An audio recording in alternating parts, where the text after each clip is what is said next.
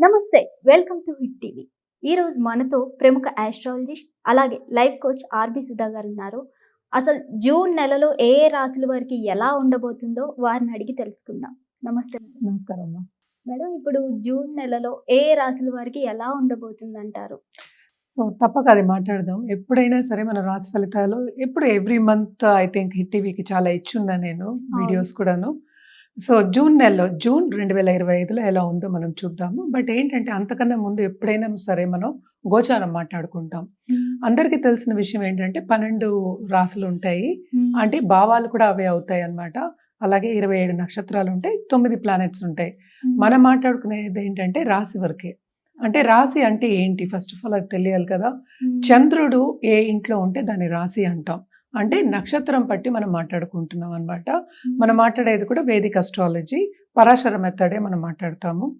గోచారం అనేది ఏంటంటే మనం పుట్టినప్పుడు జాతకం ఒకలా ఉంటుంది. అంటే ఏంటంటే స్టేషనరీ కాదు, ఏదైనా ప్లానెట్స్ మూవ్ అవుతూ ఉంటాయి. దాన్నే గోచారం అంటాం అన్నమాట. గోచార రీత్యానే మనం ప్రెడిక్షన్స్ అనేవి, రాశి ఫలితాలు అనేవి చెప్పుకుంటూ ఉంటాము. ఫస్ట్ ఏంటంటే ఏ రాశిలో ఏ ప్లానెట్స్ ఉన్నాయో చూద్దాము. అందరికన్నా ముందు నేను ఎప్పుడు శనిదే మాట్లాడుతూ ఉంటాను. ఎందుకంటే చాలా మంది భయపడుతూ ఉంటారు. ఏంటంటే ఏలినాటి శని వచ్చింది, లేకపోతే ఏంటంటే అది టైం వచ్చింది, శని పీరియడ్ వచ్చింది, లేకపోతే దశ వచ్చింది, ఇట్లా మాట్లాడుతూ ఉంటారు. కానీ శని ఏంటంటే ఫిలాసఫికల్ ప్లానెట్ అండ్ ఆల్సో కర్మకారకుడు. అంటే ఏంటి, మన చేత కర్మని చేయిస్తాడు. అంటే కర్మ చేస్తే గానీ మనకి డబ్బు కానీ లేకపోతే ఒక రిజల్ట్ కానీ రాదు. చాలా చాలా ఇంపార్టెంట్ అన్నమాట. ఆయు కారకుడు కూడా ఆయన అయ్యాడు. ఆయన ఎక్కడున్నారు? ప్రస్తుతం మీన రాశిలో ఉన్నారు. అంటే అందరికీ తెలుసు ఎవరెవరికి ఏలినాటి శని ఉందంటే, ఇప్పుడు ప్రస్తుతం మేష రాశి వాళ్ళకి పోయిన సంవత్సరం స్టార్ట్ అయింది. పోయిన సంవత్సరం కాదు, ఈ సంవత్సరమే యాక్చువల్‌గాను. మార్చి నుంచి స్టార్ట్ అయింది.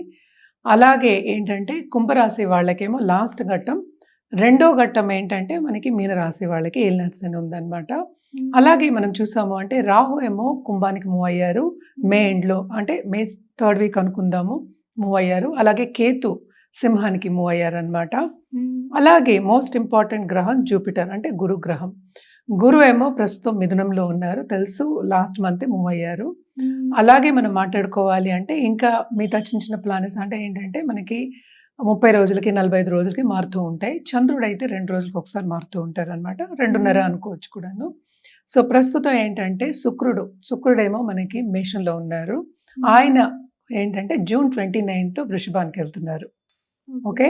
మార్స్ డెబిలిటేషన్ పొజిషన్‌లో ఉన్నారు. అంటే కుజుడు డెబిలిటేషన్‌లో ఉన్నారు. అంటే కర్కాటకంలో ఉన్నారు. డెబిలిటేషన్ అంటే నీచ స్థితి. ఆయనేమో సింహానికి జూన్ 7th మూవ్ అవుతున్నారు. అలాగే మనం చూసాము అంటే సన్ అలాగే మెర్కురీ గురించి మనం మాట్లాడుకోవాలి.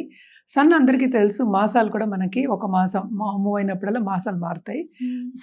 సన్ ఏమో ప్రస్తుతం వృషభంలో ఉన్నారు. బుధుడు కూడా వృషభంలోనే ఉన్నారు. ఆయనేమో జూన్ 6th ఏమో మిథునానికి మూవ్ అవుతున్నారు. ఓన్ హౌస్ అన్నమాట. తర్వాత 22nd అంటే జూన్ 22కి కర్కాటకానికి వెళ్తున్నారు. ఇవన్నమాట గోచార రీత్యా మనం చెప్పుకోవాల్సింది. చంద్రుడు నేను చెప్పినట్టు రాశి మారుతూనే ఉంటారు ఎవ్రీ సెకండ్ డే. నెలకి మాట్లాడినప్పుడు మనం ఈ ప్లానెట్స్‌ని మనం తీసుకుంటాము. జనరల్‌గా పరిహారాలు చెప్పాలి అంటే కనుక మనం ఎప్పటికైనా సరే నవగ్రహ స్తోత్రాలు, నవగ్రహ అంటే రాహు, కేతు పూజలు చేయాలి అని చెప్తూ ఉంటానన్నమాట. ఎందుకంటే కాలసర్ప దోషం అనేది కూడా ఉంటుంది. అంటే చాలా మటుకు ప్లానెట్స్ చాలా జాతకాల్లో చూసామంటే చాలా మటుకు ప్లానెట్స్ ఈ రెండిట్లోనూ ఉంటాయన్నమాట. అదొకటి కాకుండా ఎప్పటికైనా ఇబ్బంది పెడతాయి. అంటే రీసెంట్‌గానే మూవ్‌మెంట్ అయింది. అందుకని మళ్ళీ మనం నవగ్రహ స్తోత్రాలు గానీ, నవగ్రహ స్తోత్రం చదువుకోవడం గానీ, వినడం గానీ, లేకపోతే హోమాలు చేయడం గానీ, పూజల్లో పాల్గొనడం గానీ, లేకపోతే రాహుకేతు పూజలు చేయడం గానీ ఎప్పుడు చెప్పుకుంటూ ఉంటాం అన్నమాట. ఎందుకంటే ఇవి ఎందుకు చెప్తాము అంటే బ్లెస్సింగ్స్ అనేవి కావాలి. ప్లానెటరీ పొజిషన్ ఎప్పుడు ఎక్కువ నెగటివిటీ కాకుండా కొంతవరకు పాజిటివిటీ తేవడానికి మనం చెప్పేది ఏంటంటే, ఎప్పటికైనా సరే కొంతవరకు పాజిటివిటీ అయినా ఉండాలి అని మనం పరిహారాలు చెప్తూ ఉంటాం. అంటే పూజలు చేయడం గానీ, లేకపోతే ఒక జెమ్ స్టోన్ వేసుకోవడం గానీ, అంటే జాతి రత్నాలు వేసుకోవడం గానీ, లేకపోతే ఇంకో కార్యక్రమం చేయడం, హోమాలు చేయడం గానీ, లేకపోతే జపాలు చేయడం గానీ, ఇవన్నీ చెప్తూ ఉంటాం అన్నమాట. ఇప్పుడు మనం ఈ గోచారం మాట్లాడుకున్నాం కనుక జూన్ నెలలో ఏ రాశి వారికి ఎలా ఉందో చూద్దాం. ఈ జూన్ నెలలో మేషరాశి వారికి ఎలా ఉండబోతుందో మన ఆర్‌బి సుధా గారికి అడిగి తెలుసుకుందాం. మేడం ఈ జూన్ నెలలో మేషరాశి వారికి ఎలా ఉండబోతుందంటారు? మేషరాశి వాళ్ళకి మనకి తెలుసు అందరికీ ఫస్ట్ భయపడుతూనే ఉన్నారు. ఏలినాటి శని అనేది స్టార్ట్ అయింది. కొంతవరకు ప్రభావం ఉంటుంది. కానీ హ్మ్. ఏంటంటే ఇక్కడ మనకి ఈ రాశికి అధిపతి అయిన కుజుడేమో నీచపడున్నారు. 4 ఇంట్లో ఉన్నారు. ఆయనేమో 7థ్‌కి 5థ్‌లో దిగినప్పుడు కొంత లక్ అనేది ఫేవర్ అవుతుంది వీళ్ళకి. అంటే ఏంటి దేంట్లో బావుంటుంది? కెరియర్ పాత్‌లో చాలా బావుంటుంది. అంటే మంచి ఆపర్చునిటీస్ ఒస్తాయి. బట్ ఏదైనా సరే మనం చూసుకోవాల్సిందేంటంటే కొంచెం లేట్ అయ్యే ఛాన్సెస్ ఉన్నాయన్నమాట. అలాగే ఫైనాన్షియల్ స్టేటస్ కూడా టు ఎ సర్టెన్ ఎక్స్‌టెంట్ బానే ఉంటుంది. Starting of this month. అంటే ఏంటి మనకి సన్ కూడా ఉన్నారు. అలాగే థర్డ్ లార్డ్ ఉన్నారు. ఎంత కష్టపడితే అంత పైకొచ్చే ఛాన్సెస్ అనేవి ఉంటాయన్నమాట. ఆపర్చునిటీసే మనకి వస్తాయని చెప్తున్నాను కదా! అది తీసుకోగలిగి ముందుకు సాగాలి. బట్ మోస్ట్ ఇంపార్టెంట్ ఏంటంటే మనకి 12థ్ లార్డ్ ఏమో థర్డ్‌లో పడున్నారన్నమాట. అండ్ కూడానే ఏంటంటే 7థ్ లార్డ్ ఉన్నారు. అంటే వీనస్ ఉన్నారన్నమాట. సో, పార్ట్నర్‌షిప్ బిజినెస్ కానీ, లేకపోతే బిజినెస్ పీపుల్ కానీ చాలా బావుంటుంది. ఎస్పెషల్లీ ఆర్ట్ రంగంలో ఉన్న వాళ్ళకి చాలా బావుంటుంది. ఎప్పటినుంచి బావుంటుంది అంటే, మనకి next second half of this month నుంచి చాలా బావుంటుందనమాట. స్టూడెంట్స్‌కి ఎలా ఉండబోతుంది? స్టూడెంట్స్‌కి కూడా ఏంటంటే, వీళ్ళు బానే చదువుకుంటారు. కానీ ఏదైనా శ్రమ పడవలసిందే. శ్రమకి తగిన ఫలితం అనేది కొంచెం తక్కువుంది. అంటే ఏంటి, అందరూ ఏమనుకుంటారు, మనం బాగా చదివేసాం, బాగా రాసాం అంటారు. కొన్నిసార్లు మార్క్స్ రావు. అంటే వాళ్ళు అనుకున్నవి సాధించలేకపోతారు. సో, ఈ నెల కూడా కొంతవరకు మేషరాశి వాళ్ళకి అట్లనే ఉంటుందన్నమాట. And towards end of this month Venus ఏమో ఓన్ హౌస్‌కి మూవ్ అవుతున్నారన్నమాట. సో, అప్పుడు కొంతవరకు ఫైనాన్షియల్ సిట్యుయేషన్ అనేది ఇంప్రూవ్ అయ్యే ఛాన్సెస్ ఉన్నాయి. అండ్ ఆల్సో ఏంటంటే దాంపత్య జీవితంలో కూడా కొంతవరకు towards end of this month అనుకూల పరిస్థితి అనేది నెలకొంటుంది. కొత్తగా పెళ్ళైన వాళ్ళకి మాత్రం తప్పక కొన్ని డిసగ్రీమెంట్స్ వస్తాయి. విభేదాలు వచ్చే ఛాన్సెస్ ఉన్నాయి. ఫ్యామిలీ పరంగా కొన్ని ప్రాబ్లమ్స్ వచ్చే ఛాన్సెస్ ఎక్కువ కనిపిస్తున్నాయి అన్నమాట. ఎస్పెషల్లీ లేడీస్ అనుకోవచ్చు.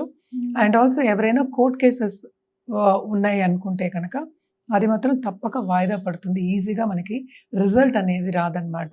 మన పరిహారాల విషయానికి వస్తే కనుక తప్పక వీళ్ళేంటంటే పరిహారం చేయవలసిందే. మనం ఎప్పుడు చెప్తూ ఉంటాం పరిహారాలు ఎందుకు చేయడం అంటే పాజిటివిటీ అనేది పెంచుకోవడానికి. అందుకంటే మనం పరిహారాలు చేయగానే అన్నీ అయిపోవాలని ఏం లేదు. ఆ ఎక్స్‌పెక్టేషన్ కూడా ఉండకూడదు. నేను ఒక పరిహారం చేసేస్తే లైఫ్ అంతా బావుండాలి అనడానికి లేదు కదా! సో, పరిహారం కంటిన్యూయస్‌గా చేస్తూ ఉండాలి. తప్పక వీళ్ళైతే మాత్రం శనికి ఎప్పటికైనా సరే శనివారం దానం ఇవ్వడం, అలాగే నవగ్రహాలకి ప్రదక్షిణ చేయడం వెరీ, వెరీ ఇంపార్టెంట్ అన్నమాట. ఇంకోటేంటంటే ఆన్‌లైన్ బిజినెస్ చేసే వాళ్ళకి కూడా చాలా చాలా బావుంటుంది.